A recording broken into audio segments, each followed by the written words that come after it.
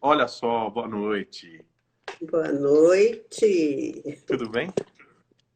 Tô bem, e você? Graças a Deus. Deixa eu só ajeitar aqui que tá meio fora de. Acho que agora arrumou. Agora sim. Pronto.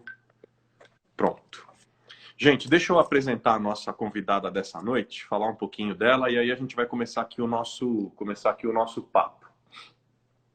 Tem um livro de um pastor americano, do Craig Russell, que o título é Lute, vença as batalhas que realmente importam. Eu lembrei desse livro e lembrei dessa história porque a nossa convidada de hoje é impossível falar com ela sem que esse título me venha à cabeça. Sem dúvida nenhuma, ela soube escolher as batalhas e não desperdiçou nem tempo, nem energia. Tem uma história incrível. O tempo e a energia dela sempre estiveram canalizados numa meta: sobreviver e aprender sobrevivendo, sem nunca deixar de ser generosa. Assim, Esther Carreño. Assim se fez Esther Carreño. Formada em teologia, psicologia, facilitadora de grupos de crescimento, psicoterapeuta de grupos de casais e escritora. E isso tudo ela mesma vai contar pra gente. Boa noite, Esther, querida. Prazer enorme receber você aqui nesse espaço das nossas lives. Boa noite, Carlos. Também estou aqui com prazer, com alegria, um pouquinho de medo. Quem diria? Quem diria? Pois é, eu tenho, viu? Quando eu tinha uns 30 anos que eu ia fazer alguma palestra, eu pensava assim, acho que quando eu tiver prática nesse negócio, eu não vou ficar mais Vai ansiosa. passar. Bom, então, Pois é, não passou, viu, então eu vou Carlos? te confidenciar que partilhamos dos mesmos sentimentos, tá? Até hoje, eu também, a mão gela, fico, ai, será que vai dar certo? Não vai dar certo? Como é que vai ser esse negócio? Enfim, e no final das contas você já sabe, Pois é. o resultado você já sabe qual é. É, e segundo a minha filha, online, ela administra uma plataforma de EAD, ela fala online, vai dar errado.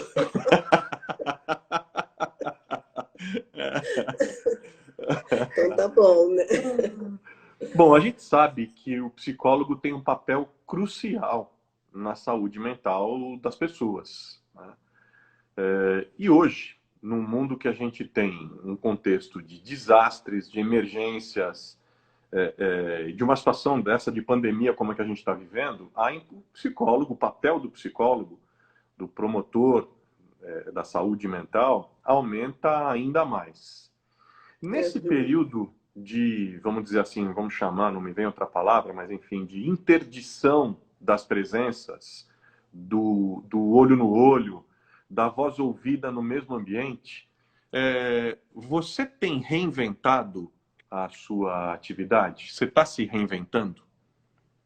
Acho que um pouco sim, né? Porque eu tô de isolamento, isolamento mesmo, né?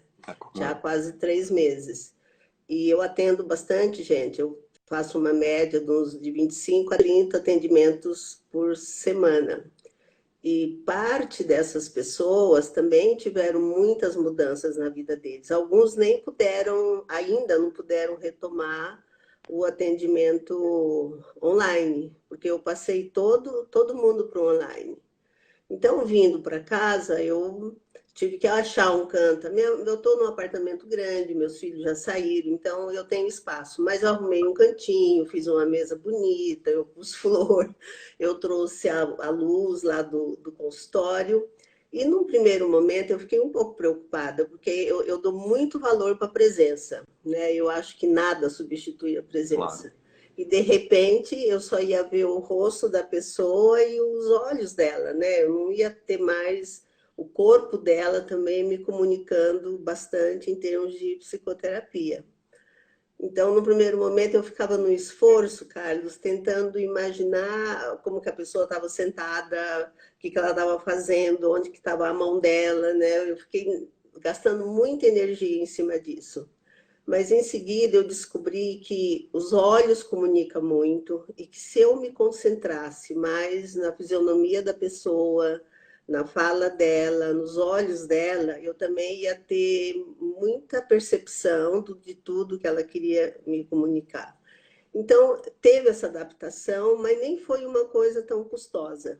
Hoje eu estou descobrindo que os atendimentos online também a gente pode acolher, a gente pode passar uma empatia, né, muito forte até na postura mesmo, na fala, no olhar. Então eu estou entendendo que funciona. Você viu algum ganho nesse tipo de atendimento, Esther? Aliás, melhor, se a gente pudesse, eu sei que não é simples também, né? Mas se a gente pudesse elencar, talvez aquilo que você acha que pode ser uma perda, a principal perda, e o principal ganho desse novo modelo de interação, de atendimento, de terapia, vamos dizer, remota. Sim, eu acho que a perda é da presença mesmo. Mas para você ter uma ideia, como também tem alguns ganhos, tem pessoas que eu atendo que já me avisaram que mesmo que eu volte para o presencial, elas não querem voltar. Veio para ficar. E aí, veio para ficar, pelo menos para alguns deles, né? Então, por exemplo, eu atendo um homem que ele mora no Morumbi e eu atendo na Vila Clementino. Então, ele começou a calcular. Ele falou, eu demoro 1 hora para chegar no seu consultório, 1 hora para voltar, ainda preciso, às vezes, achar um lugar para estacionar aí. Então, eu prefiro continuar online. Já 3 pessoas que eu atendo, eu não perguntei para todo mundo, mas pelo menos 3 já me falaram que não querem voltar. Então, acho que numa cidade como São Paulo, que é tudo longe, que o trânsito é muito desgastante, né, em termos de tempos normais, eu acho que tem algumas vantagens, sim, que são essas, né, de você ganhar tempo, não passar, não ter um desgaste no trânsito. E o que se perde é o que eu já falei, eu acho que perde mesmo é a questão da presença, né, da presença.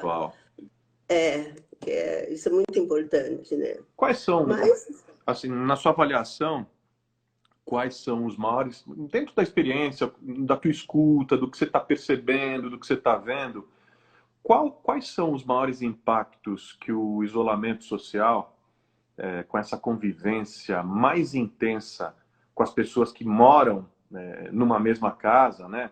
Com a desaceleração da economia que vai desempregando e vai deixando as pessoas mais inseguras, que impactos da pandemia são mais evidentes, saltam mais aos olhos? eu vou falar um pouquinho do público que eu conheço, né? Eu sei que tem também estatísticas de outros públicos. Eu acho que no público que eu estou lidando, que eu conheço, o que eles mais têm sentido é a liberdade caçada de não poder sair de casa, né? Essa coisa de ficar cerceado. Você não pode. O grupo que não pode sair, porque muita gente está saindo, né? Ou porque trabalha, ou porque não é grupo de risco. Então, muitos estão sentindo essa questão de não ter liberdade. Alguns estão sentindo a solidão. Não a solidão, porque às vezes tem gente em casa, mas a ausência, às vezes, de netos, de amigos, de não poder sair para tomar um cafezinho, conversar. Então, muitos estão reclamando disso. Agora, eu sei que uma coisa que está sendo bem impactante também é a questão da violência dentro de casa, né? Estatisticamente, houve um aumento, assim, acho que de 40% ou mais, né, Bastante da violência. Eu significativo. estou escrevendo um livro sobre saúde mental, né? Eu estava já escrevendo quando começou, então eu fiz umas pesquisas e a violência tanto para com os filhos como de maridos ou homens para com as suas esposas aumentou muito, muito mesmo. Mas isso não tem feito parte da minha realidade, né? As pessoas que eu atendo não têm essa queixa, mas é um fato. Você trabalha com casais, Esther. E ao trabalhar com casais, você trabalha também as várias formas de conflitos, né? Os encontros, os desencontros.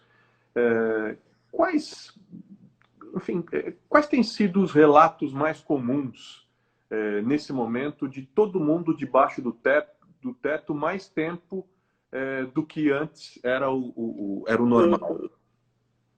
As diferenças, viu, Carlos?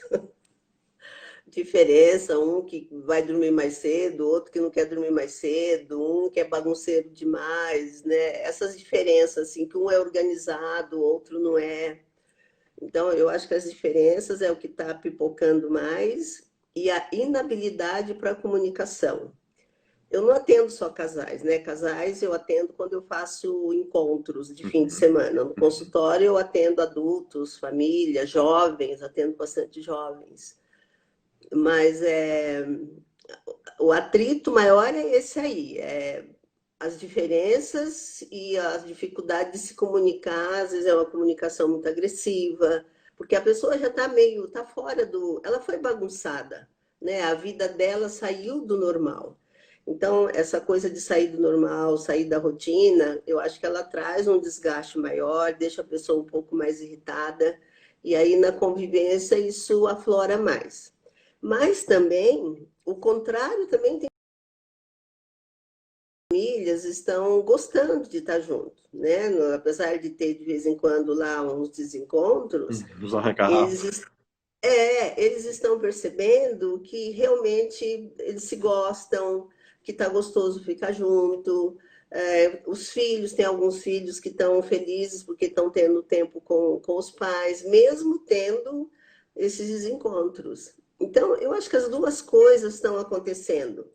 E eu não acho que é a pandemia que inventa. Eu acho que Claro, a pandemia só potencialmente. aflora isso, só aflora aquilo que já está estabelecido, mas que um sai cedo, só volta à noite, às vezes nunca se encontra.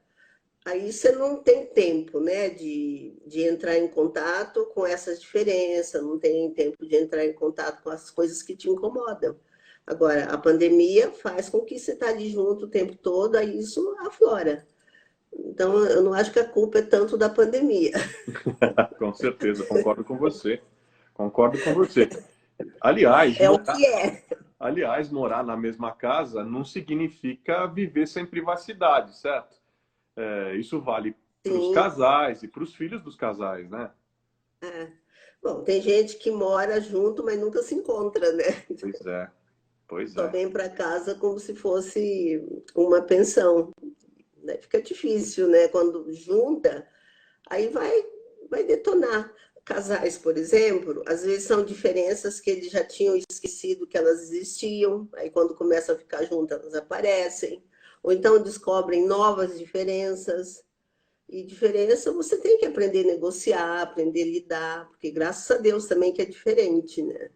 Então, se você não negociar, vai ficar meio chato viver com alguém muito igual a você.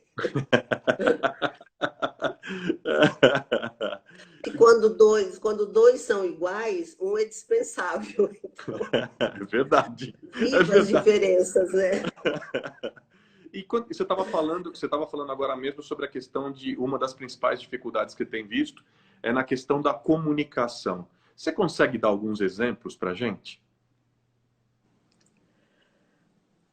Tem um problema sério que eu acho de comunicação, principalmente nos casais, que é assim: você tem um problema para discutir, por exemplo, o menino lá de 9 anos está indo mal na escola. Então, tem uma dificuldade aí, né? O casal vai ter que ver o que está acontecendo com esse menino. Então, a mãe, em geral, é a mãe, né, que vai para a coisa de escola, tudo, ela recebeu essa comunicação.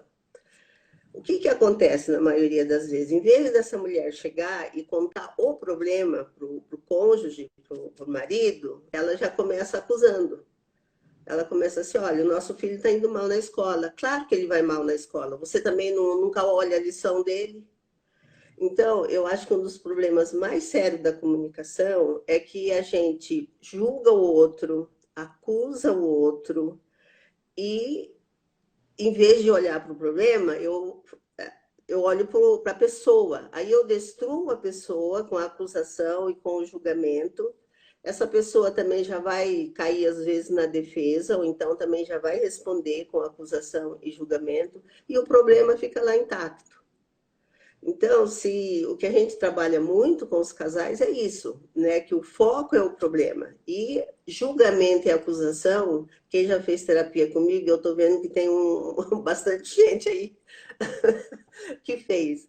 Na comunicação, quando eu estou trabalhando com um casal, ou no grupo, ou lá no consultório, essa é uma coisa que não pode existir na comunicação. Você precisa comunicar o problema, a sua dificuldade e o seu sentimento. Não cabe julgamento. Então, a mulher, por exemplo, ela pode dizer para o marido assim: olha, eu pedi para você jogar o lixo fora hoje de manhã e você ainda não jogou. Olha, isso ela pode falar.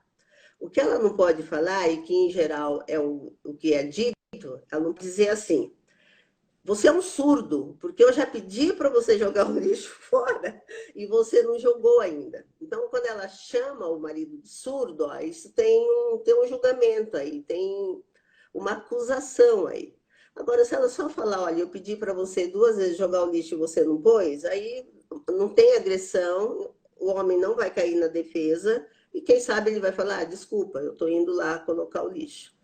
Então, eu acho que é uma regra geral de comunicação. E não é só casal, não. É qualquer parceria. Se nós tirarmos os julgamentos e as acusações, fica muito mais fácil a gente resolver qualquer dificuldade. Quando a gente fala em terapia de casais, aí é uma curiosidade. Tem-se algum estudo, eu pelo menos acabei nunca indo buscar ou ver, mas tem-se algum estudo que demonstre a porcentagem de casais que reatam, ressignificam os vínculos ou que se separam? Por que eu estou te perguntando isso? Porque recentemente, discutindo com alguém sobre a questão de terapia de casais e tal, inclusive uma profissional da área de saúde mental. E aí, no meio do diálogo, eu estava dizendo o seguinte: falou, olha, normalmente terapia de casal, na experiência clínica dessa profissional, na minha experiência, é uma terapia que se encaminha para a separação. O maior número de casos que eu tenho são de separação. E aí eu não perguntei, eu saí com aquela informação e falei: agora eu estou falando com você aqui, eu me lembrei disso. Isso é regra? Isso não é regra? Tem algum estudo? Tua experiência clínica é igual? É diferente? Como é que é isso? Da terapia, quando faz terapia? É. Eu entendi, a pergunta é essa mesmo? Isso. Na minha experiência, tem alguns casais que separam, sim. Mas eu nunca fiz nenhuma pesquisa, Carlos, nunca fui atrás disso. Mas na minha experiência, a maioria se acerta. Uhum. Teve casais que vieram para fazer terapia e no processo de fazer terapia, eles foram descobrindo, um deles lá não queria, ou às vezes são os dois que não querem, então aí parte com a separação. E aí, às vezes, a ajuda terapêutica é até para se separar de um Claro, jeito com civilizado. dignidade. Mas quando os dois querem, Carlos, não existe casamento ruim que não possa ser melhorado. Não existe mesmo. Se os dois querem e eles vêm para a terapia, porque a terapia não é a gente avaliar o que está errado ou o que está certo lá com eles. Não é também determinar que caminho que os dois têm que seguir, mas é ajudá-los a conversar, a se comunicarem, né? Conversando e ouvindo um ao outro. Quando a gente falou de comunicação, que eu nem esqueci, mas estou lembrando agora, eu acho que uma das coisas mais graves numa parceria, principalmente a conjugal, é a ausência da escuta. Você não ouve mais o que o outro fala. Em geral, quando a pessoa começa a falar, o outro já está preparando a resposta. Se o outro estiver falando e você começou a preparar a resposta, você já deixou de ouvir. Então, vindo para a terapia de casal, o terapeuta, né, no meu caso, a facilitadora, eu funciono como uma facilitadora, eu vou ajudar cada um a falar e escutar o que o outro está falando. E olha, Carlos, é surpreendente como, de repente, uma coisa que às vezes foi dita a vida inteira, lá no consultório, a pessoa escuta. Então, aquilo que ela gostaria que o cônjuge tivesse ouvido a vida inteira, ela fica contente lá, porque com essa facilitação, aí também um ouve e também a gente ajuda a dar resposta para aquilo que ouve. A gente então, falou de... eu acho que os... Pode falar. Não, os processos terapêuticos, quando os dois eles mais ajudam a fortalecer, a solidificar o relacionamento, muito mais do que separar. Agora, se um não quer também, não tem jeito. Não tem jeito, claro. Agora, a gente falou de casais, queria falar um pouquinho de jovens. Né? Por quê? Porque os jovens estão naquela fase de descoberta, na fase de abertura para o mundo. Né? Como é que eles podem... E é um momento de contenção. Né? É um momento que eles estão dentro de casa, é um momento que as liberdades, como a gente conversou, foram restringidas. Né? Como é que a gente pode... o que normalmente você tem dito para o jovem, para a jovem, como lidar melhor, né, com o menor sofrimento possível com esse tempo de grandes privações? O que eu tenho dito? Ou o que você diria? Uhum. Quando você está falando de privações agora, na pandemia? Agora da pandemia. Essa restrição de liberdade, não poder... Final de semana não pode sair com os amigos, normalmente ia para a escola ou para a faculdade durante a semana. Quer dizer, agora é só dentro de casa, ali com os pais, no máximo na telinha do smartphone ou do computador, né? Tudo restrito. E é um momento de grandes descobertas, é um momento de inquietudes, né? É um momento... Como é que se pode lidar com isso com o menor sofrimento possível? Eu acho que a primeira coisa, Carlos, eles precisam estar conscientes que isso não vai durar a vida inteira. Né? A gente teve perdas, os jovens que eu atendo, por exemplo, a maioria deles já estão envolvidos com algum tipo de trabalho ou são estudantes. Então, o que eu trabalhei com eles primeiro foi aquilo que não está dando para fazer agora. Então, a gente precisa chorar as perdas. É bom ter um luto pelas perdas, né? Que é um tipo de... Não é um luto como alguém morre, mas não deixa de ser um luto. Uma vez que que você sofre ou chora ou lamenta essas perdas, eu acho que fica mais fácil você enxergar o que está disponível para você. E a maioria dos jovens que eu convivo, eles estão tendo aula. Né? Eu tenho 3 netos jovens que moram aqui pertinho de mim. Um tem 14, outro tem 16, outro tem 18. Eles 3, o de 18 já terminou o curso e ele achou melhor trancar a faculdade, né? Os outros 2, eles têm aula normalmente, então eles têm aula normalmente, eles fazem tarefas. Isso, o que eles estão sentindo é só não ter os amigos. Claro. Mas eles também estão usando muito online. Então, alguns jovens que eu estou convivendo mais, pode ser que jovens que não tenham tanto acesso, talvez eles sintam mais, né, essa privação. Mas os que têm acesso à internet, às redes sociais, eles estão substituindo esse tempo. Em vez de sair para encontrar, eles estão se encontrando online, né? E deixar claro para eles que já teve outras pandemias no mundo, né? Claro. Ou outras situações, né? Países que tiveram outros problemas, guerras, conflitos, enfim, uma série de outras questões que levam a esse tipo de restrição. E, aliás, a vida é isso, né? A vida é feita de idas e vindas, de aberturas e de restrições, enfim. São ciclos, né? Perdas e ganhos. Perdas e ganhos, claro. Uma curiosidade, a gente estava aqui conversando, fiquei curioso.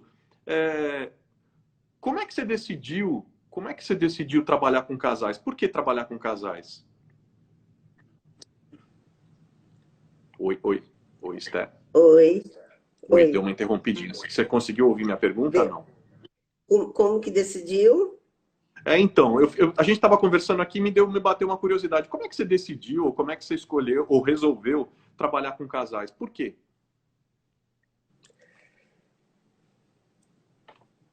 Nossa, nunca pensei porque que eu...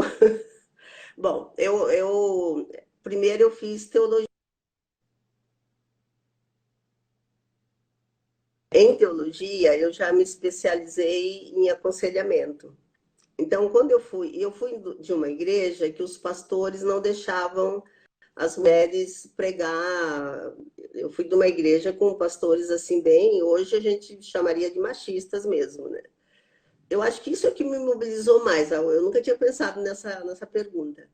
Eu só podia fazer alguma coisa com todo mundo da igreja se o Iliel estivesse junto.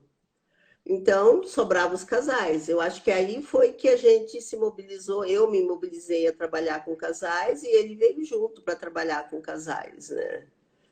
Acho que isso que me mobilizou mais. E foi muito bom, deu muito certo esse trabalho. E isso eu fazia ainda como conselheira e como voluntária.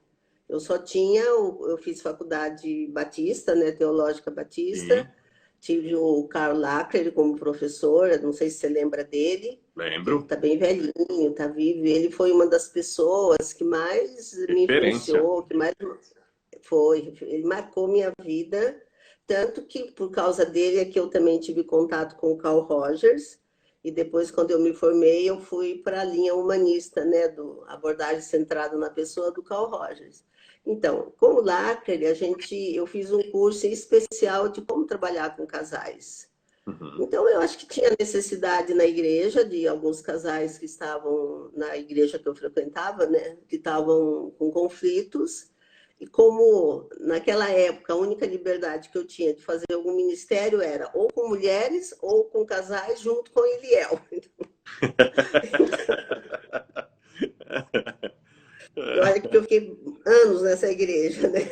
Então, então eu fazia o trabalho com casais junto com Eliel, foi lá que começou. Hoje, o meu forte não é tanto casais. Eu faço ainda casais, faço encontro, né, de casais, mas o meu forte é o atendimento na clínica e eu faço grupos de crescimento emocional. Esse é o que tem sido, eu acho que tem sido mais ou menos como casais. Os grupos de crescimento emocional eu faço 2, às vezes 3 por ano, e de casais também. Mas o meu trabalho mais forte hoje mesmo é palestras, é conferências e atendimento clínico. E como acolher e amparar? Eu sei que acolhimento, acolher é uma palavra que você gosta muito, né? Quando parece que está todo mundo desamparado, todo mundo afastado, todo mundo cercado de tanta incerteza, de tanto medo. Então, eu já escolhi a abordagem que eu escolhi para trabalhar, ela é uma abordagem que trabalha, tem 3 pontos bem fortes, né? Resumindo, só para você, não sei quanto que você entende da abordagem de psicologia. Bom, você está casado com uma psicóloga, né? Eu fiz 5 anos de psicologia. Eu escapei de ser psiquiatra. Ah, você fez psicologia? Então, eu fiz na faculdade de medicina. Eu escapei, porque eu queria fazer mesmo, eu queria fazer psiquiatria. Aí o que, que aconteceu? No último ano eu fiquei entre três: psiquiatria, pediatria e obstetrícia, que foi o que eu fiz. Mas eu acabei optando pela obstetrícia porque assim, eu me apaixonei por fazer parto. Aquilo passou a ser a minha vida, eu entrei num estágio, a coisa foi indo, ganhou um corpo e tal, e foi. Mas olha, eu sou um assíduo e voraz leitor da psiquiatria, da psicologia e da psicanálise. Voraz. Nossa, que legal. E é interessante isso, né? Que você queria ser psicólogo, psiquiatra, Uhum, né? uhum. E aí você foi ser Fui ser obstetra. Olha isso. obstetra, Olha porque isso. em psicologia, num certo sentido, a gente está fazendo nascer o tempo todo. Ó, é isso. Boa, boa. Você E sabe que a muitas primeira, a vezes. primeira biografia completa que eu li na minha vida, ali com 18 anos, foi a biografia do Freud, escrita pelo Peter Gay, que foi publicada pela Sim. Companhia das Letras e tal. Esse mundo sempre me encantou. E aí, enfim, a vida foi se dirigindo de uma outra forma, porque eu era também, Esther, eu era, assim, eu era vidrado, muito inspirado por um professor meu de psiquiatria. O meu professor de Uhum. psiquiatria, ele era incrível, ele era um cara super envolvente, inspirador, desafiador, desafiava a gente intelectualmente pra caramba e tal. Saía bastante daquela... Porque você sabe, né? A faculdade de medicina, em geral, ela não trabalha muito as humanidades, né? Não. É biologia, é tecnologia, e ainda há uma visão médica muito mecanicista, muito tecnicista, né? Mas esse meu professor se diferenciava muito porque ele tinha uma visão de humanidades muito grande devido a essa formação. Então, estou eu falando aqui, deixa eu parar de falar. É você que tem que Não, responder. mas é legal isso. O que eu gostei é que você, né? Você tinha que fazer nascer de qualquer forma, né? Eu adorei isso. Adorei, adorei. Psicoterapia é isso, né? Quantas vezes você ajuda a pessoa a resgatar a parte dela que está excluído dela, que está longe dela, ou então está adormecido, ou está empedrado dentro dela, né? Quer dizer, eu acho que o tempo todo a gente faz nascer de alguma forma, né? Nascer um novo jeito de ver a vida, um novo jeito de se ver, e até essa coisa de resgatar o que é seu e que está fora de você, ou então você não se conecta, né? Você está desconectado. Então, na abordagem centrada, ela tem três princípios assim que são fundamentais, que é a aceitação do outro, eu aceitar a pessoa, não de querer mudá-la, mas nessa aceitação entra a escuta. Eu preciso escutar essa história, eu preciso escutar a dor dessa pessoa, eu preciso escutar como que ela vê o mundo, né? Como que as coisas rolam para ela, como que as coisas andam. Então, é uma aceitação que tira todo e qualquer tipo de julgamento. Então, já é um acolhimento. A segunda coisa da abordagem é a empatia. Só que não é essa empatia simples de a empatia é calçar o sapato do outro. Eu acho que é um pouco mais profundo que isso.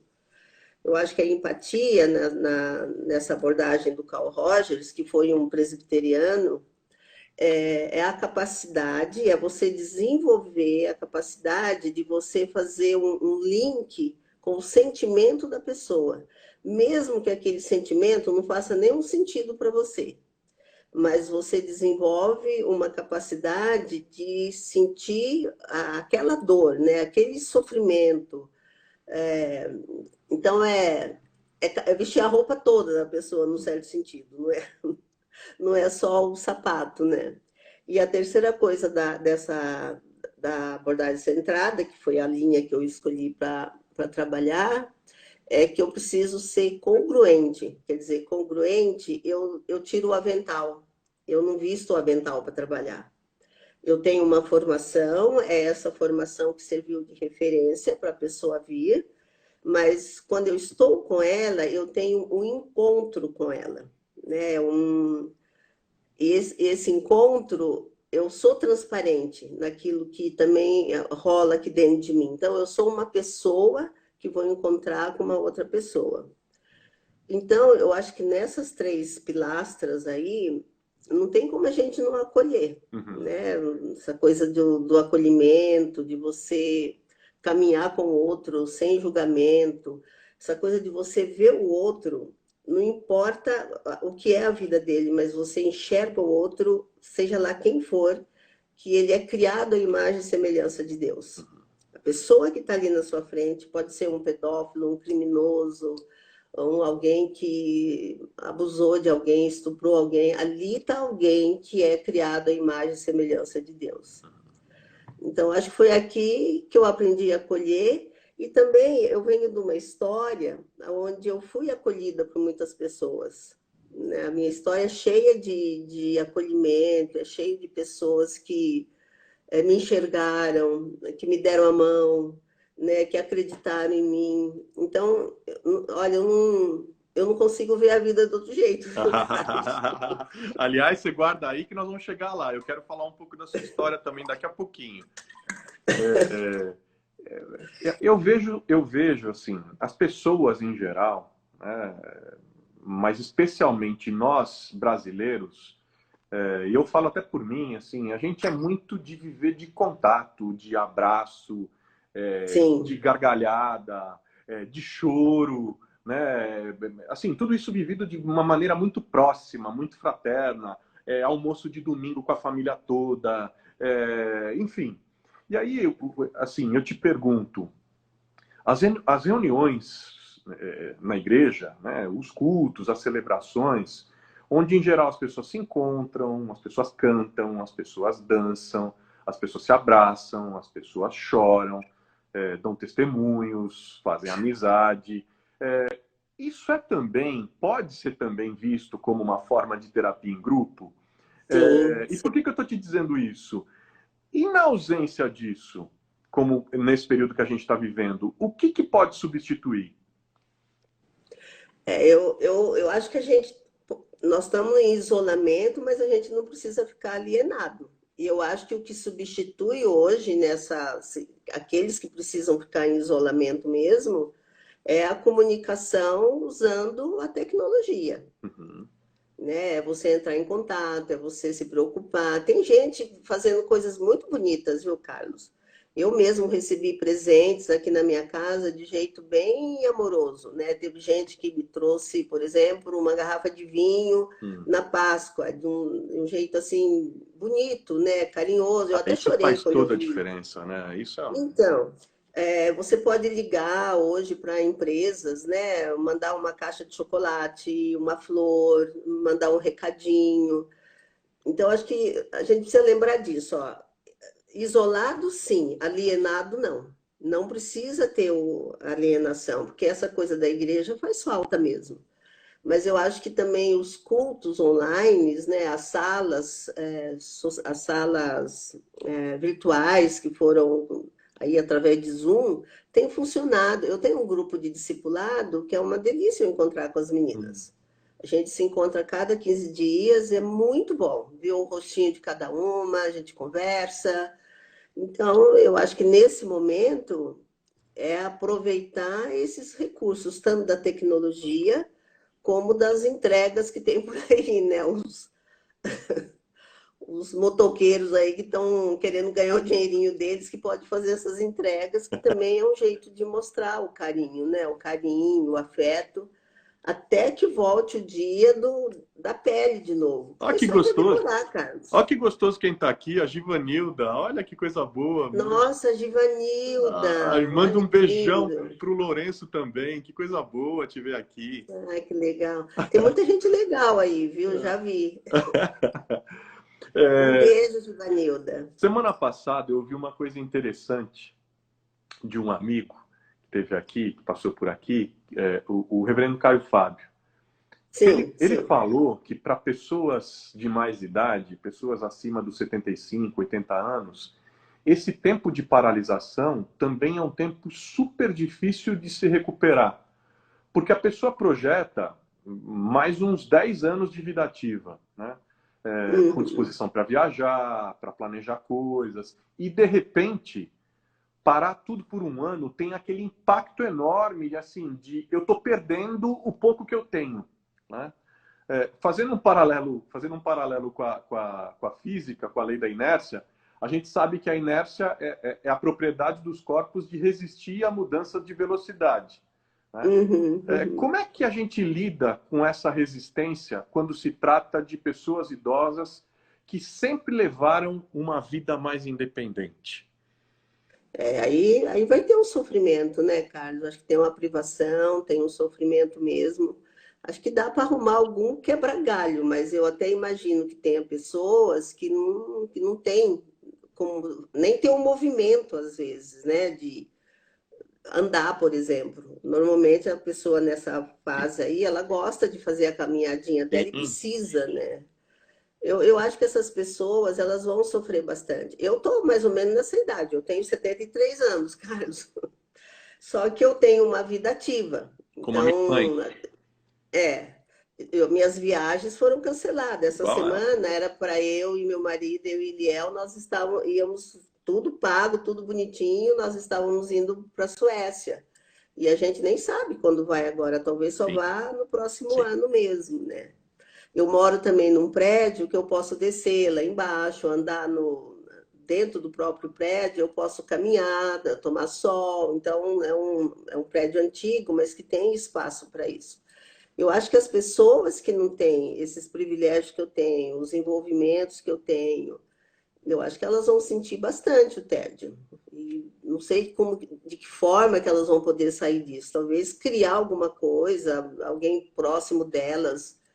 Eu acho que a hora que vinha o negócio dos testes, que a pessoa já tiver certeza que ela está imunizada contra o vírus, essas pessoas vão poder ajudar muito mais os idosos. A gente só não sabe quando vem, né? Porque aí você pode pegar esse idoso, levar para fazer um passeio, sem o perigo de estar passando, né, o vírus para ele, contaminando ele.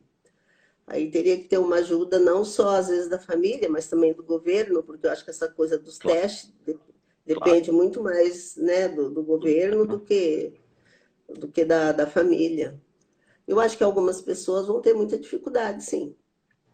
E por falar, a gente está falando aqui em tempo passando, aliás, em tempo que passa rápido, em vida que passa rápido. Eu queria falar um pouquinho, nesses minutos que restam aqui para gente, antes do nosso pinga-fogo, eu queria falar um pouco da Esther antes de ser teóloga, antes de ser psicóloga, antes de ser mãe, antes de ser esposa. Queria voltar, fazer uma viagem no tempo, lá para trás, lá para a década de 50. Você vivia com seus pais numa área rural, perto ali da cidade de Marília, interior de São Paulo. E aí, assim, eu fico aqui me perguntando e pergunto para você. Quando é que você percebeu que aquela região não tinha condições de oferecer a você tudo aquilo que você tinha desejo de aprender? Acho que demorou um pouquinho. Eu, desde criança, eu fui muito apegada a livros, né? E de criança eu tinha jornal velho das compras que meu pai fazia para comprar, para ler, e a Bíblia. Tanto que eu li a Bíblia, nossa, eu acho que de criança até minha juventude, eu devo ter lido a Bíblia umas 3 vezes, assim, de capa, de ponta a ponta. Principalmente os livros mais do Velho Testamento e depois os evangelhos, que tinham mais história, né? Então, eu acho que eu demorei um pouco para perceber isso. Eu sabia que tinha um mundo fora dali, porque volta e meia também a gente ia para a cidade. Nós frequentávamos uma igreja, a Igreja Batista de Marília, Uhum. que ficava na cidade. Então, de vez em quando, a gente ia para a igreja. Então, você já começava a perceber que tinha coisas diferentes, né, daquilo que eu estava acostumada. Uma experiência minha que me marcou muito era quando eu vi os aviões passando. Eu ficava olhando aqueles aviões, Carlos, eu falava, ai, gente, um dia eu quero andar nesse avião, né? E eu descobri, de alguma forma, que tinha as aeromoças, que hoje nem fala mais aeromoça, né? Hoje é comissária de bordo. Mas no tempo eu descobri que tinha aeromoça. Então eu ficava olhando e eu queria ser aeromoça. Olha só.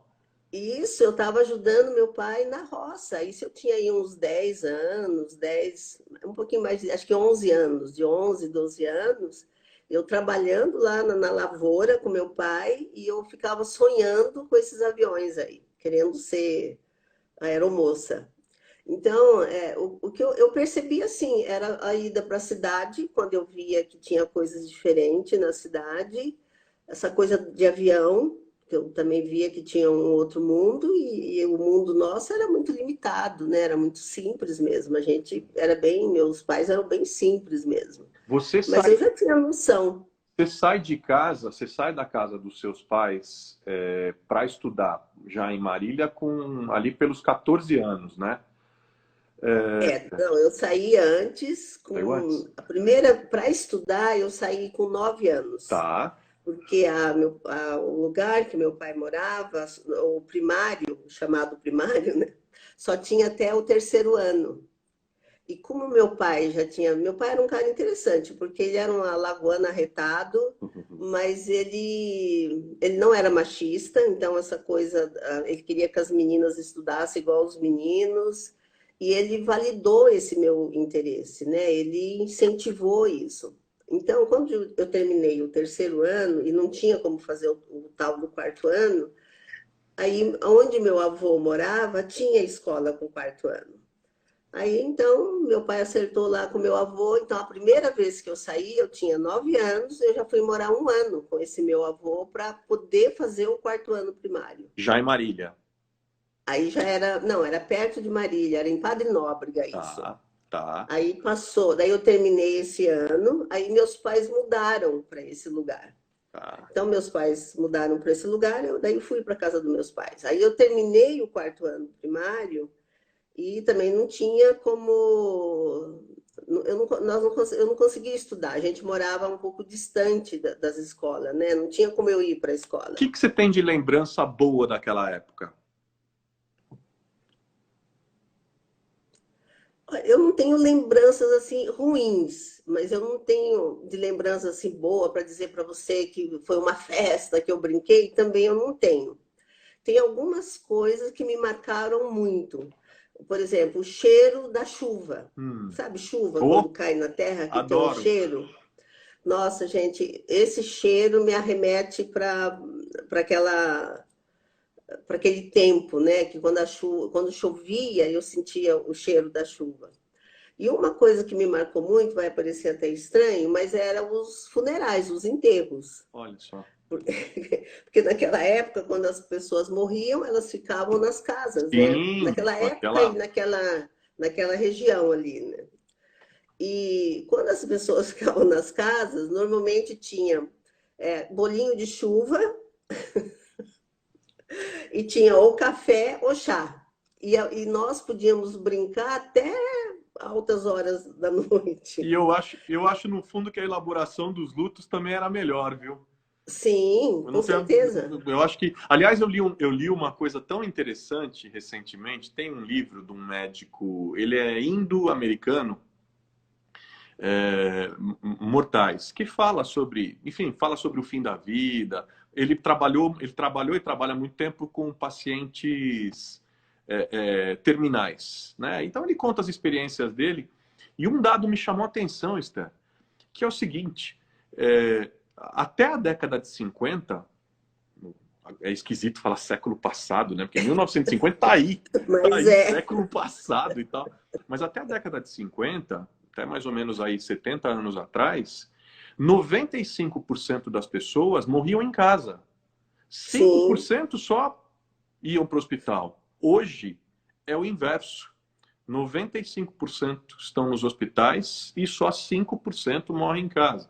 E aí a gente tem uma grande discussão sobre a dignidade na morte, né? Tantas vezes as pessoas são invadidas, perfuradas, às vezes contra a sua própria vontade, numa luta constante contra um processo que é um processo fisiológico e que por causa muitas vezes desse nosso olhar ocidental, mecanicista, a gente quer interromper um processo que é um processo natural da vida e que naquela época tinha-se a possibilidade de, vamos dizer, de uma morte mais em paz, mais afetiva e de um luto pelas condições, né, que você está lembrando, muito melhor elaborado. O que faz hoje não é prolongar a vida, é prolongar o sofrimento. Sim, né? sim. É um negócio horroroso. Sim. Nossa, eu já deixei todos os meus médicos avisados que eu não quero isso de jeito nenhum. Eu penso exatamente igual. Exatamente igual. Não vale a pena, né? Então, porque a minha vida era muito difícil, né? Como criança era muito difícil, porque eu ajudava, eu sou filha mais velha, depois de mim eu tenho 6 irmãos. Então, nós éramos em 7, então eu trabalhava muito. Então, assim, eu não tive grandes, não lembro, apanhei, mas não levei surras, assim, horrorosas, né? Não tinha grandes sofrimentos, tinha muita privação. Mas também não tinha coisa assim. Outra coisa que eu lembro que era gostoso era o dia que matava porco. Aí era uma festa. Meu né? avô falava muito disso. Meu avô foi criado em Marília. Olha isso, olha isso. Olha! E ele falava muito isso. Falava do dia de matar porco, como era uma festa. Era uma festa mesmo. E você, daí vinha. Você foi fazendo isso, né? Você foi mudando você. Sim. E foi mudando de lugares, né? Foi mudando de lugares onde você vivia. Quando você chega em São Paulo, ali se eu não estou errado, ali pelos 17 anos, com aquela imensidão de cidade, enfim, com o gigantismo de São Paulo e do entorno de São Paulo, quais foram as sensações que você teve? Qual foi o impacto disso em você? O que você se lembra?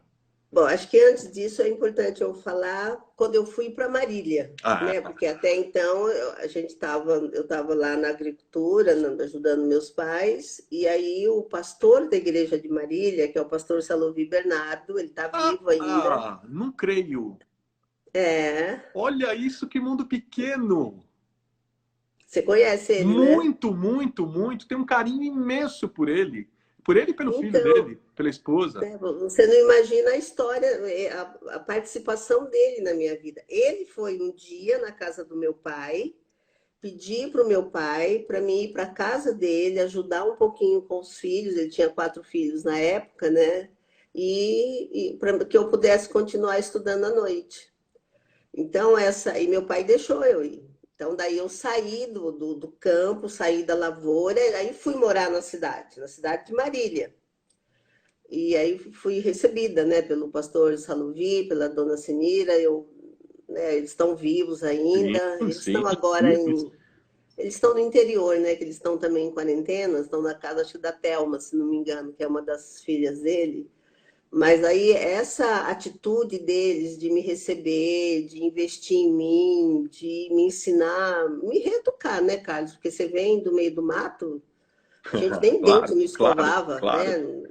Não tinha o que tem na cidade, essa coisa de higiene, de asseio, a gente não tinha muito essa noção, né? É diferente isso, Claro. né? Ainda mais naquela época, ainda mais diferente ainda. No mundo. Então, aí eu acho que já teve uma mudança assim radical. Eu sofri muito porque eu sentia muitas saudades da minha casa, eu sentia muita falta mesmo da minha casa. Mas eles foram muito amorosos comigo, os dois. Eles me trataram mesmo como se eu fosse uma filha, cuidaram de mim. Até quando eu errei, eu lembro que um dia eu menti, né? Tinha lá para tomar banho, cada um tinha sua toalha, óbvio que é o normal. E teve um dia que eu entrei para tomar banho e esqueci minha toalha. Aí eu peguei uma toalha que estava lá e me enxuguei. E aí, quando eu fui descoberta que eu usei uma toalha que não era minha, eu menti, falei que não era eu. Era Isso outro eu planeta. tinha 13 anos, né? 14 anos. E aí, São Paulo? E a hora que chega em São Paulo? Daí, São Paulo foi assustador, porque eu não Imagino. sabia nada, nada, nada. Fui morar em São Caetano e cheguei de trem.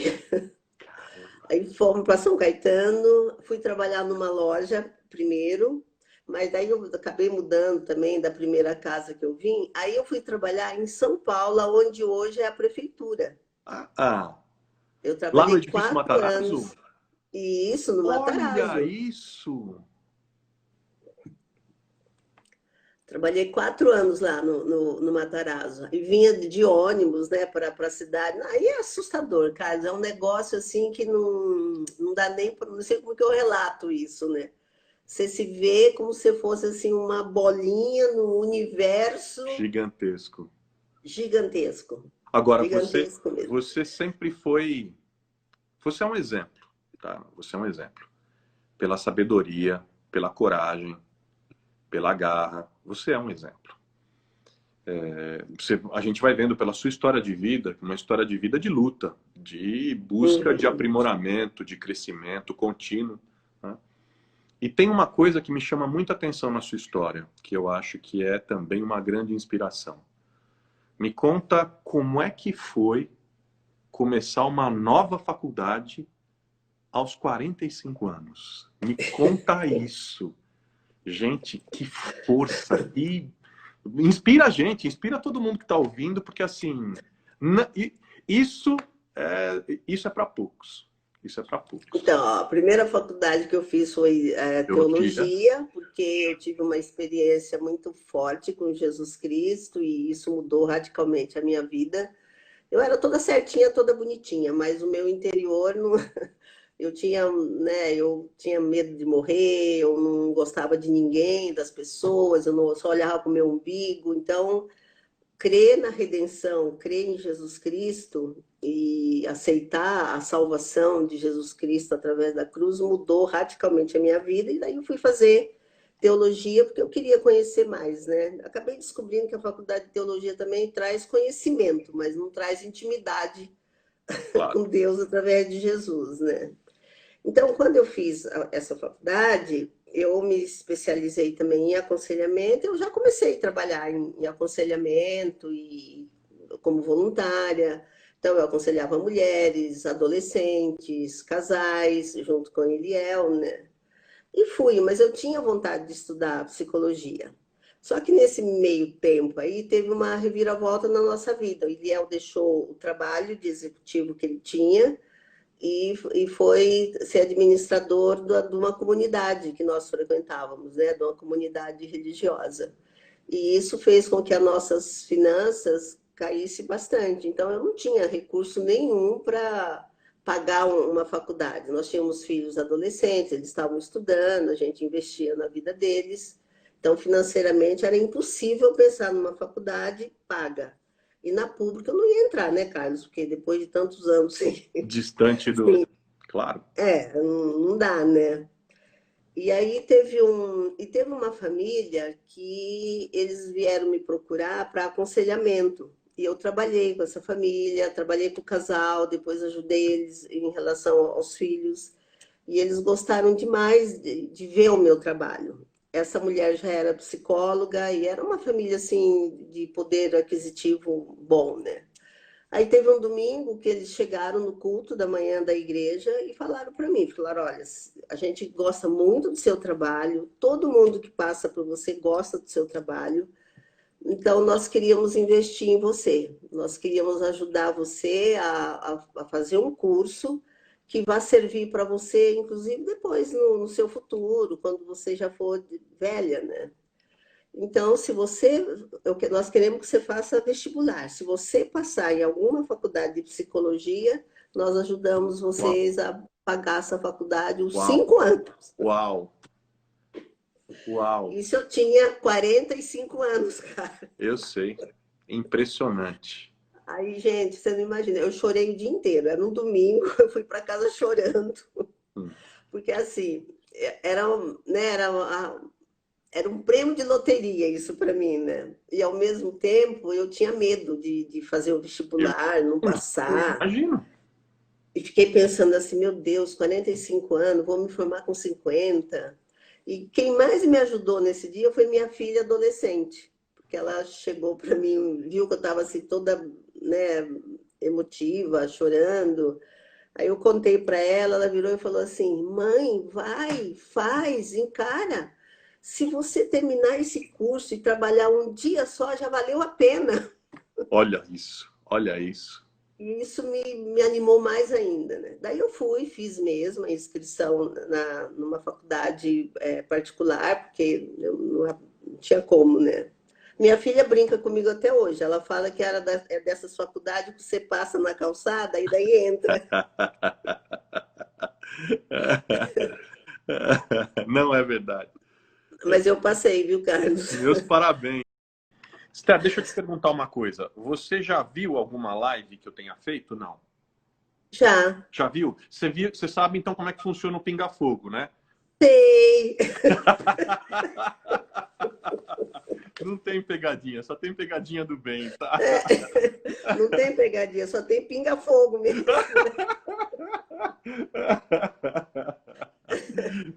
Então vamos lá, vou te desafiar.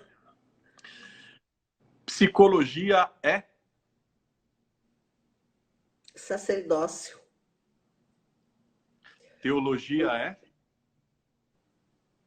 Então, deixa eu falar um pouquinho do sacerdócio. Pode falar. Eu não, sei lá, eu vejo a psicologia, pelo menos na minha vida, como um sentido de vida, né? Eu acho que não é só uma profissão. Eu preciso ganhar, claro, mas o ganhar dinheiro, sinceramente, para mim está em segundo lugar.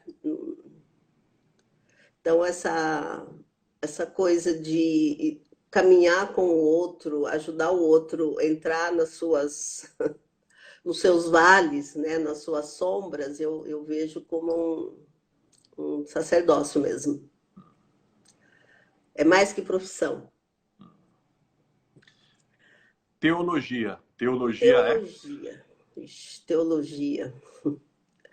Teologia, às vezes, afasta de Deus, viu, Carlos?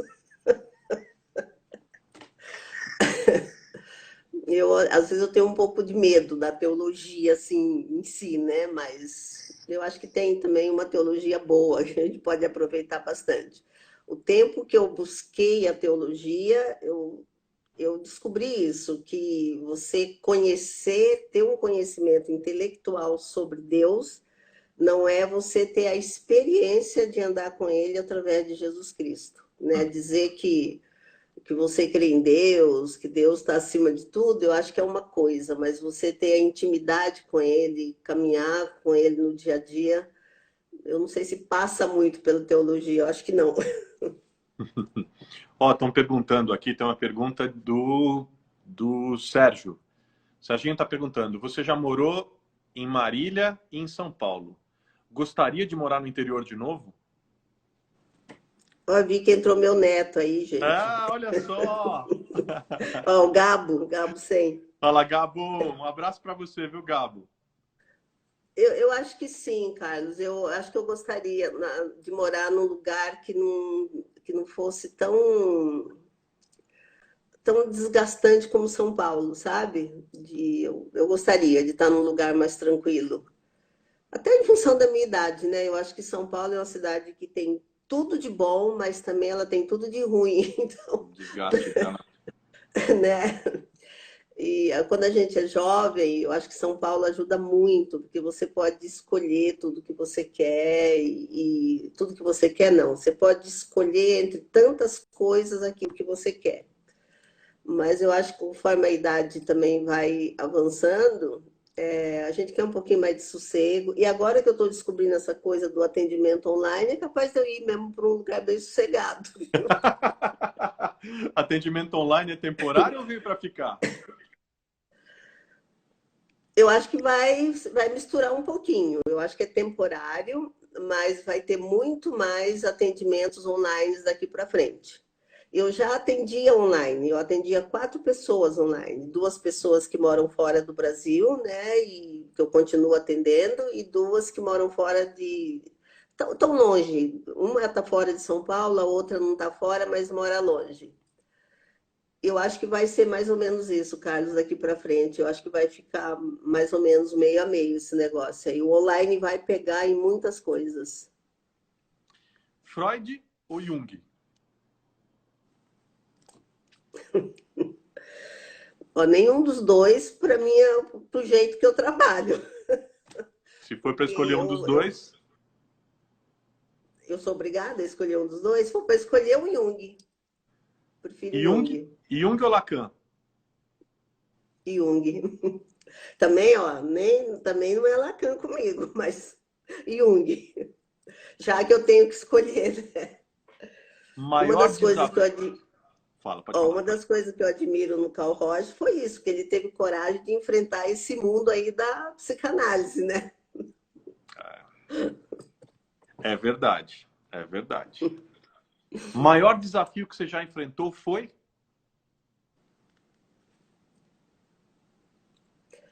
Eu acho que foi quando eu vim sozinha, com 17 anos, para São Paulo, sem conhecer nem a casa que eu ia morar, nem as pessoas que eu ia morar. Para mim foi assim, foi um desafio muito grande e foi dolorido, porque eu tinha muitas saudades da minha casa, não tinha como voltar, não tinha telefone. A minha casa não tinha telefone e no mundo só tinha orelhão, né? Era difícil você ter telefone. Eu acho que esse foi um desafio assim bem forte mesmo. A maior dificuldade de se formar aos 50 anos de idade numa sociedade que valoriza a juventude é? Eu acho que no meu caso, mas eu acho que é você cavar o espaço para você praticar o que você aprendeu, para você desenvolver a profissão. Porque o que aconteceu comigo? Como eu já trabalhava como Aconselhamento voluntária e tal, em claro. aconselhamento, eu já conhecia muita gente. Para você ter uma ideia, Carlos, eu já comecei trabalhando com uma agenda lotada. E até hoje, 23 anos, né, depois, eu Tá nunca tive lotado. problema de agenda. Nunca, nunca, nunca, nunca. Então, aquelas pessoas que eu já conhecia, algumas vieram para ser atendida em psicoterapia, e algumas, as que não vinham, mas indicavam para outras. Então, para mim foi fácil. Mas eu não acho, a vida sorriu para mim nesse sentido, né? Mas eu não acho que isso é fácil para todo mundo. Eu acho que atualmente está tendo uma abertura também para as pessoas mais velhas, para os idosos, muitas empresas estão abrindo para isso. Mas tem empresa que ainda não quer saber, né? Prefere o mais jovem, até porque, em geral, o salário também é menor. Então, para os mais velhos, eu acho que o mais difícil é isso, é você pôr em prática aquilo que você aprendeu, é desenvolver a sua profissão. Essa frase, na minha casa estuda menino e menina, te lembra? Ah, meu pai. Essa coisa do meu pai é uma das coisas que eu mais admiro nele, né? Porque na nossa época, naquele contexto, só os meninos iam para a escola. Sim. E meu pai só tinha 2 meninos, ele tinha 5 meninas e 2 meninos. E ele lá, né, meio bravão do jeito que ele às vezes era. Ele nem era bravo assim com a gente, mas ele falava de um jeito assim meio cheio de autoridade, né? Ele falava: aqui na minha casa estuda todo mundo. E teve uma época que a gente morou num lugar lá, numa fazenda, que tinha um caminhão para levar os meninos para a escola, as crianças, né? E o caminhão ia lotado de moleque, mas ia eu e minha irmã no meio daquela molecada toda para ir para a escola. Então, isso meu pai determinou e ele fez valer isso mesmo. Menina tinha que estudar igual os meninos. Tem uma outra pergunta aqui do Valdir Zanon. Maior dificuldade na conciliação de casais é? Eu acho que é quando um não quer. É quando um quer muito e não quer abrir mão de jeito nenhum, não quer o divórcio, não quer se separar por uma razão ou por outra, né? E então, um não quer e o outro quer. Essa é a pior dificuldade. Como é que você trabalha com isso, né? E às vezes a pessoa que quer manter o casamento, ela não aceita o não do outro. Então fica muito difícil, Carlos, difícil mesmo. É quase que impossível trabalhar. Essa é a minha maior dificuldade. Ser mulher no Brasil é? Ó, é batalhar bastante, viu? É batalhar bastante. Eu acho que ainda tem muito preconceito contra a mulher. Eu acho que já diminuiu muito, né? Ou, por exemplo, eu falei que eu era de uma igreja que os pastores não aceitavam que as mulheres... conservadora. Uhum. Era conservadora. Mas hoje eu estou numa igreja que eu faço parte das pessoas que pregam na igreja. Então, a gente tem um presidente e várias pessoas. Então, cada domingo um ministra a palavra, faz o estudo bíblico, né? Uhum. E eu faço parte desse grupo. Na minha igreja atual, não tem essa diferença entre homem e mulher. Presbítero tem homem, tem mulher, todo mundo que ajuda ali na administração, na liderança, é homem e mulher. Mas ainda existe muitos lugares, Carlos. Eu acho que é uma coisa que está muito impregnado nas pessoas. É que nem racismo. Na cultura, é que nem claro. racismo, né? E ela se naturaliza e as pessoas nem percebem que isso está acontecendo. Com certeza. Ainda tem muito essa diferença. Eu acho que eu, por causa do meu pai, aqui em casa não teve essa diferença. Outro dia minha filha deu um depoimento em algum lugar aí, que nem lembro onde foi, e ela escreveu. Eu fiquei muito emocionada quando eu vi isso. Minha filha tem 45 anos. E ela escreveu lá, ela falou: eu não me lembro na minha história de vida de um dia meu pai e minha mãe ter feito uma diferença entre eu e meu irmão, né? Mas porque a gente herdou isso. Mas tem muitas casas que ainda tem também diferença, que tem um cerceamento muito maior em cima das meninas. Então, eu acho que é uma luta, viu, ser mulher, não é muito fácil, não. E ser teóloga? Ser teóloga no Brasil é? Então, eu acho que atualmente não é tão ruim mais não, mas já foi. Eu cansei de ouvir que se eu pregasse na igreja um dia, meu pastor saía pela porta dos fundos. Eu cansei de ouvir também que não existe presbítera, só existe presbítero. Eu acho que está mudando muito isso, mas também, mesmo nas igrejas, também eu acho que ainda é difícil para as teólogas. A igreja católica, então, é pior, né? A Igreja Católica não Isso não abre existe. para mulher. A igreja evangélica ainda é vamos dizer, é um espaço, talvez dos mais abertos, com todas as dificuldades, com todas as Isso. limitações, ainda é o espaço de mais abertura, onde as mulheres falam, tem microfone, tem espaço. Outra coisa, Mas tem mudado. boneca de espiga de milho é? Era meu brinquedo. Eu nunca tive boneca. Hoje eu tenho um monte. De volta e meia, é capaz de eu ganhar boneca agora, viu, Carlos? Vai ser Sempre muito que bom. alguém sabe. Vai ser Sempre que muito alguém. bom. Aliás, aqui atrás de mim estou vendo 3, ó. Sempre que alguém sabe da minha história, acaba me dando. Aqui hoje tem umas bonecas bonitas, né? Que o pessoal faz aí, bem bonitas mesmo. Mas as minhas bonecas era espiga de milho. Espiga de milho, até de mandioca eu fazia boneca.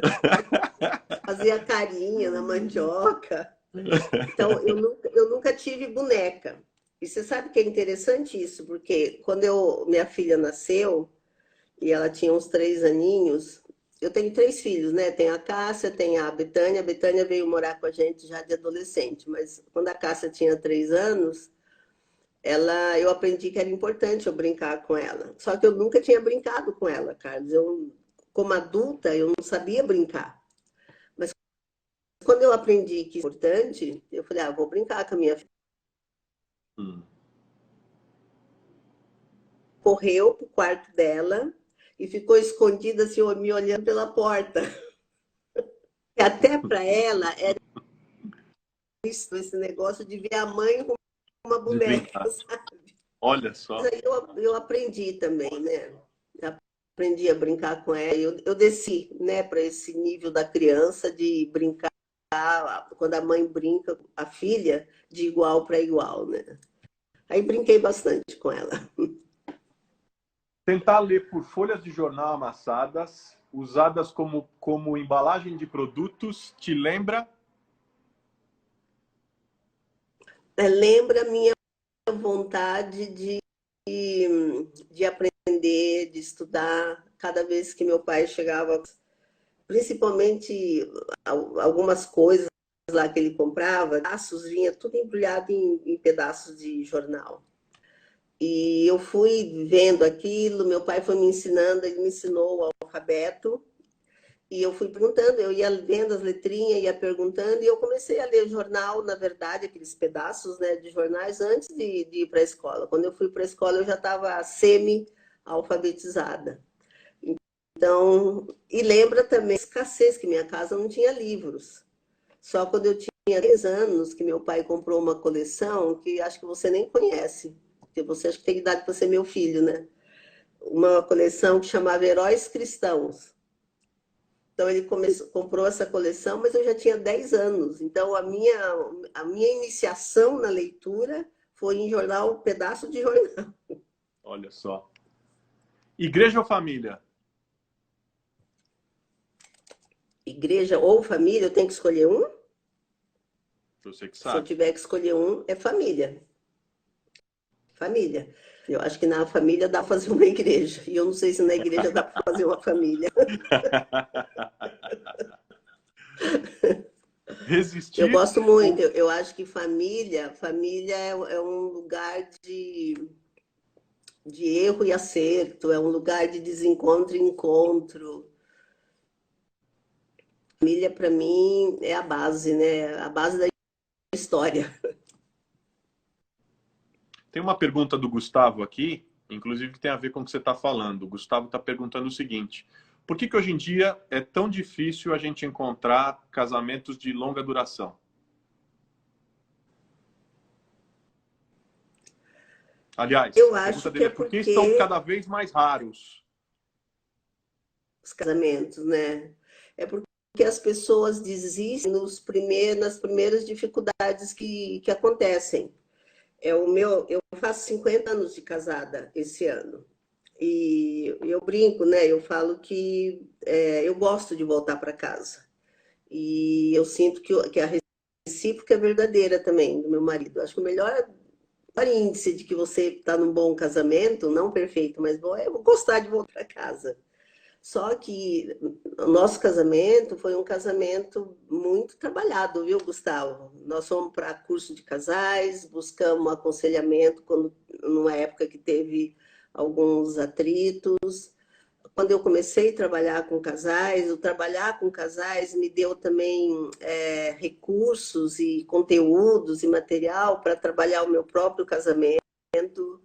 Então, não foi mágico, né? Eu sou casada com um homem muito compreensivo, Eliel tem um coração muito bom, ele é muito amoroso, mas ele também não é perfeito. Então, nós tivemos que batalhar o nosso relacionamento. O que eu vejo hoje é que os casais desistem. Na primeira dificuldade, já diz que tem uma incompetência de gênios, que não combina, e daí já cai fora. Então, eu acho até que a atualidade, ela favorece para que se tenha casamentos mais honestos, mais sinceros e mais transparentes.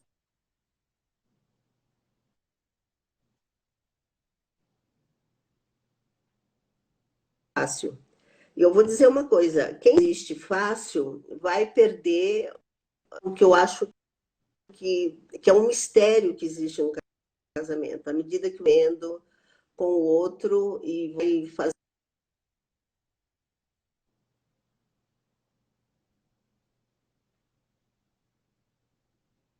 Estou vendo congelado aqui.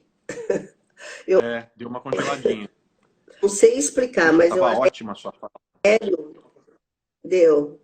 Tava ótima a sua fala. Então, mas é que eu parei. Eu acho que vale a pena para os casais jovens aí que estão me ouvindo, vale a pena não desistir, porque eu acho que tem. Tá ouvindo? Porque eu tô congelada. Eu estou ouvindo, mas está congelando. Eu ia te recomendar o seguinte: faz uma coisa. Acho dá que uma vale saidinha a pena e volta de novo. Acho que agora vai melhor, Esther. Tudo bem? Eu pus no 4G. Ficou melhor. Ficou melhor mesmo. Olha, o pessoal está falando... Teve uma tempestade, eu não sei se você soube, teve uma tempestade horrorosa no sábado. E afetou, até hoje nossa internet não está boa. Eu vi. Aqui também foi terrível. Um querido, Rogério, lá de Porto Alegre, falando que você lembra muito a mãe dele falando. Lembra mesmo. Lembra mesmo, minha tia Leila. Lembra pra caramba. Mesmo jeitinho, a mesma maneira, acolhedora, carinhosa, sábia. Bom, a gente estava falando... Bom, vamos em frente. Resistir ou enfrentar? Enfrentar. Combater o bom combate é?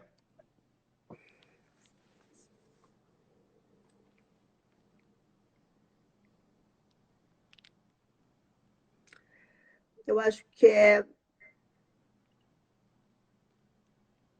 escolher alguma coisa que vale a pena para a pessoa e não coisa material, sabe? É optar pela vida. Para mim, esse é o combater o bom combate. Peixe assado ou peixe frito? Assado. Qual? Tainha. E agora tempo de tainha. A minha mãe, você falou tainha, eu lembrei da minha mãe, da tainha que ela fazia quando a gente era criança. Ela costurava uma tainha toda recheada e tal. Mas tem peixe mais gostoso que tainha? Não tem, gente. E agora é tempo, né? Tainha é verdade. Acho que é tempo de tainha agora, em Florianópolis. É isso mesmo.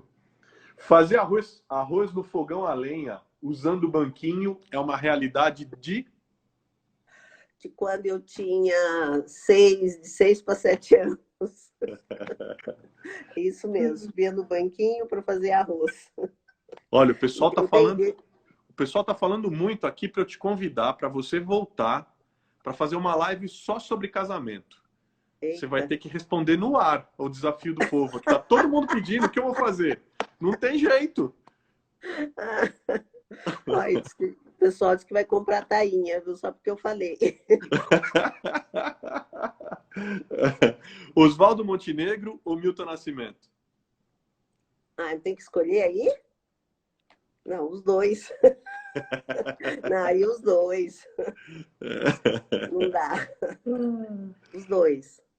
Thomas Halleck ou Eugene Peterson? Então, os dois também. Se eu tiver que escolher mesmo, eu acho que eu fico com Thomas. Mas é os dois. É difícil essa escolha. John Piper ou Timothy Keller? Timothy Keller, que está doente. Pois é, você sabe que eu vi hoje, ele tuitou que ele está com câncer de pâncreas. Eu até mandei uma mensagem para ele, sabia? Nossa, Carlos, eu fiquei muito triste, eu muito também. triste. Olha, eu vou falar para você, Esther, ele é uma referência minha de muito tempo, de muito tempo.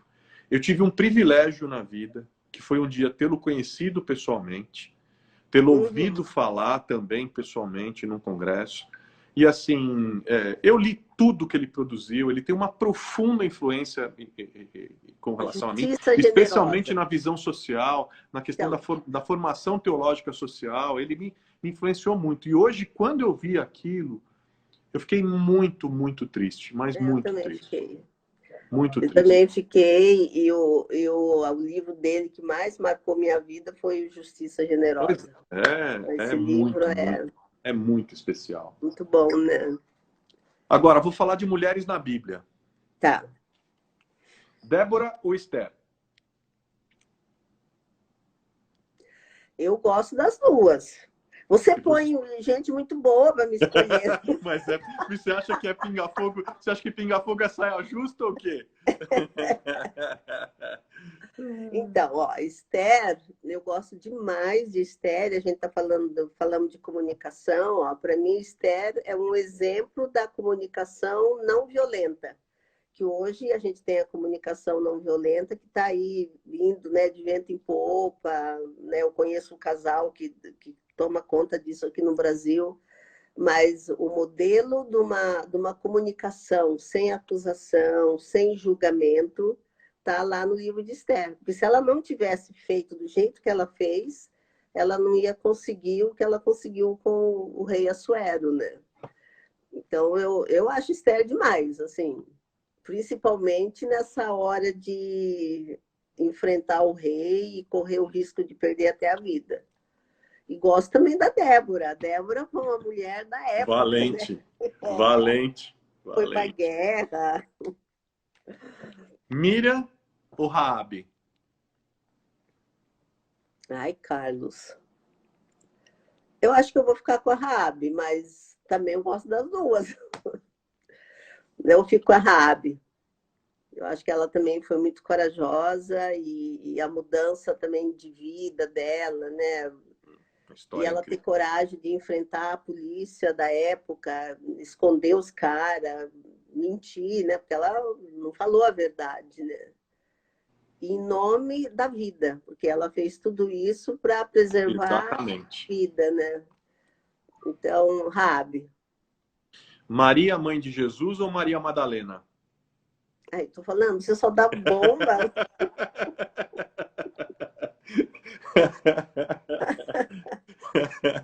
Eu acho que você está querendo que eu fale das duas, é isso, né? Ai, Maria, eu gosto muito de Maria Madalena, mas muito, muito mesmo. Mas eu vou ficar com a Maria, mãe de Jesus, pela disponibilidade dela. E eu acho que ela é uma mulher que ela soube deixar o papel de mãe também de lado, né? Quando Jesus chega para lá nela, primeiro ele deu aos 12 anos, depois ele deu aos 30, né? Quando ele fala para ela, olha, deixa eu cuido aqui, e ela olha para todo mundo em volta, ela fala, olha, façam tudo o que ele mandar. Naquele momento, Maria deixou de ser a mãe de Jesus para ser a serva. E eu acho que isso é um exemplo muito bonito e toda mãe deveria aprender um pouquinho com isso, porque eu acho que toda mãe um dia tem que deixar a função de mãe. Não deixa a filiação, né? Você vai ser mãe o resto da vida, eternamente. Mas a função maternal vai ter um dia que a gente precisa deixar. Então, ela é um exemplo para isso. Lídia, mas eu não desprezo em nada Maria Madalena, viu? Eu gosto demais dela. Lídia ou Priscila? Priscila. Priscila, pela liderança dela, né? Pela liderança na época que a mulher não tinha muito valor e nós vamos encontrá-la sendo líder, abrindo, ajudando Paulo e abrindo muito caminho, né? Então eu acho que eu fico com a Priscila, por ela ter se posicionado. As duas últimas. O segredo de um bom relacionamento entre um casal é?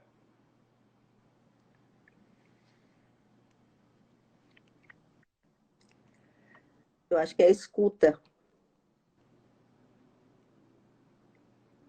Escuta, escuta, escuta, para depois falar, para depois responder. Pandemia é? Pandemia é revelação da impotência, porque todas as grandes nações, a nação bélica, a nação econômica, a nação sei lá o quê, se curvaram diante do corona. Né? Não tinham o que fazer, não estão sabendo direito ainda o que fazer, por um treco invisível. Então, para mim, a pandemia é a constatação da nossa impotência. Tem alguém aí muito mais onipotente que a gente, porque o que você faz, né, com o corona? Então, para mim, pandemia ela é a comprovação da impotência humana, ao mesmo tempo é a oportunidade para a solidariedade. Eu acho que a gente está vivendo uma época, Carlos, não de fazer negócio, nós estamos vivendo uma época de dividir o que a gente tem. É isso. Né? Tem muita gente aí, não é? Então, para mim, pandemia traz essas duas coisas muito fortes para mim. Aqui na minha família, o nosso lema tem sido economizar, né? Economizar, gastar menos, mas não para ter mais. O nosso lema tem sido economizar, gastar menos para distribuir, para repartir com aquele que precisa. Para quem vai faltar. Para quem está, alguns já estão sentindo essa falta e eu acho que a hora que tudo mesmo, né, entrar no novo normal, que não vai ser igual mesmo, acho que vai ter muita gente precisando que a gente divida o que tem. Esther, é assim que eu vejo. Chegamos ao final. O final é sempre com uma surpresa. A gente já teve de tudo aqui. Uns cantam, outros declamam poemas, outros tocam berimbau, outros leem cartas de amor, enfim, cada um traz uma surpresa. Sim. Você é uma escritora, aliás, uma ótima escritora. Eu queria pedir para que você, como ótima escritora que é, lesse um texto para a gente, para encerrar a nossa noite e nos inspirar. Então, eu não canto, viu? Nem no banheiro, viu? Tá que nem eu, Esther. Se cantar, espanta. Isso, exatamente. O primeiro livro que eu escrevi é o Ressurreição Interior, que nem tem essa capa mais. Hoje, nas novas edições, ele tem outra capa. E esse livro foi muito marcante para mim, porque quando alguém da Editora Vida, a Silvia, que era da Editora Vida, me procurou, queria escrever um livro, eles queriam publicar um livro meu, ela perguntou o que eu queria escrever. Eu falei, eu não sei o que eu quero escrever. O que eu sei é que eu estou muito impactada com o poder de Deus de dar vida até aquilo que já está apodrecido. E ela falou, então tá aí o livro. Então, está aí o livro que é o Ressurreição Interior, que é a vida que sai, a morte que deixa de ser morte e se torna em vida, né? E para mim foi muito significativo isso, porque por causa dos meus sofrimentos da infância, a vida dura, eu congelei os meus sentimentos. Eu só voltei a sentir novamente quando eu já tinha 46, 47 anos de vida, que eu fui resgatar tudo aquilo que me pertencia, né? Eu fui buscar a minha menina que sofrida, né? Que estava lá. E quando eu tive essa experiência de integrar em mim mesma o que era meu, eu tive uns 5 minutos de poeta. E eu escrevi um poema que está nesse livro. Então, ele nem é novo, né? Mas eu vou ler o poema, então. Eu dei o nome no poema de Reviver. A música velha se renova. O perfume de uma flor no caminho de todos os dias me embebeda. Surpresa. Eu encontro a brisa fresca e aconchegante. Um sorriso de uma criança me curva. Um arrepio. É o roçar de um corpo quente com quem há muito eu convivo. O gosto do pão nunca foi tão tentador. O morango ficou mais vermelho. O que não era visto se apresenta em painel luminoso e me pertence. Algo conhecido começa a incomodar, mudanças. Tanto a dor como o prazer ocupam o lugar antes do nada. O pôr do sol me declara: há alguém, e eu creio. Perplexidade? Estranheza? O bombear do coração confirma a realidade. Deixei de apenas andar, fazer, pensar e respirar. Agora eu sinto, eu sou, eu vivo. Esther Carreiro. Uau! Uau, que coisa linda! Agora eu sinto, eu sou, eu vivo. Que lindo, Esther. Que lindo, Esther. Que lindo. Eu queria te agradecer por essa noite, viu? Te agradecer pela inspiração, por partilhar teu tempo, tua sabedoria, com tanta graça, com tanta serenidade, com tanta inspiração. E eu queria de verdade te agradecer muito. Obrigado pelas lições de vida. Eu creio que todo mundo aprendeu, mas você sabe que eu fico aqui desse lado só perguntando e provocando, mas no fundo eu estou só aprendendo. Eu vou só aprendendo, sendo inspirado, sendo mexido, sendo tocado. E eu quero te fazer um agradecimento sincero, viu? Do fundo do coração, pela disponibilidade, pela grande obra, pela grande história, pelo grande testemunho. Parabéns, viu, Esther? Obrigada, Carlos. E eu também agradeço, né, o seu convite e a oportunidade de estar aqui com você. Eu já descobri que tem trocentas pessoas agora no meu Instagram.